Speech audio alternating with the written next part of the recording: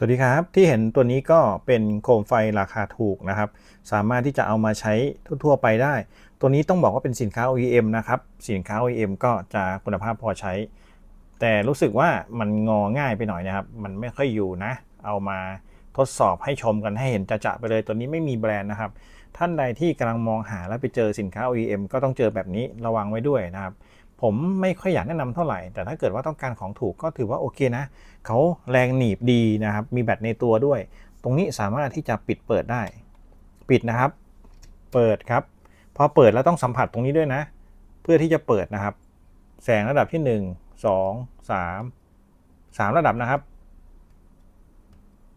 1 2 3ก็ถือว่าเป็นแสงขาวนะครับเพียงพอกับการใช้งานตรงนี้จะ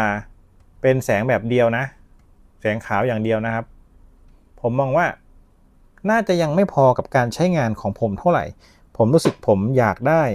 แสงที่เป็นแสงอ่านหนังสือสีวอร์มสีเหลืองอ่อนนะครับรุ่นนี้ยังไม่ถูกใจเท่าไหร่แต่ก็มีข้อดีในเรื่องของการชาร์จได้มีแบตในตัวพกพาไปใช้งานทั่วไปได้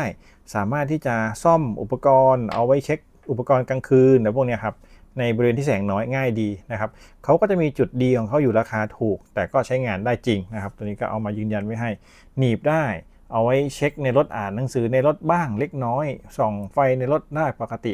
นะครับถือว่าก็สะดวกไปอีกแบบหนึง่งแต่ถ้าจะอ่านหนังสือผมแนะนำแบบนี้ครับผมใช้ตัวนี้อยู่หนีบดีแข็งแรงมากเนี่ยนะครับแข็งแรงมากจริงๆแล้วพอหนีบเนี่ยเราสามารถดัดงอได้เพื่อที่จะให้เข้ารูปกับโต๊ะผมมีการดัดงอเพื่อให้ไปด้านหลังนิดนึงแล้วก็หมุนขึ้นให้ส่องผนังแทนที่จะส่องตาคนให้ส่องไปผนังแล้วก็สะท้อนกลับมานะครับถือว่าเยี่ยมนะ ผมแนะนำรุ่นนี้ครับท่านใดที่จะซื้อก็ตามลิงก์ใต้คลิปนะถือว่าค่อนข้างดีใช้งานได้ดี โดยเฉพาะฟังก์ชันของเขานะครับฟังก์ชันของเขามีเปิดแล้วก็มีเปลี่ยนสีเหลืองเข้มขาวเหลืองอ่อนนะครับแล้วก็มีลดแสงเพิ่มแสง10ระดับนะ